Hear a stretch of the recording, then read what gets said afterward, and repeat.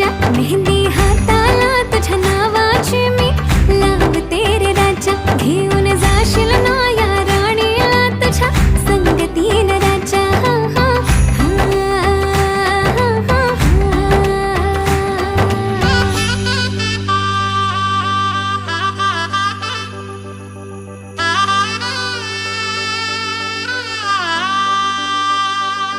सजली ही नवरी बाई नवरोबासाठी ग, गाली हळदी चाले दिसते किती गोड ग.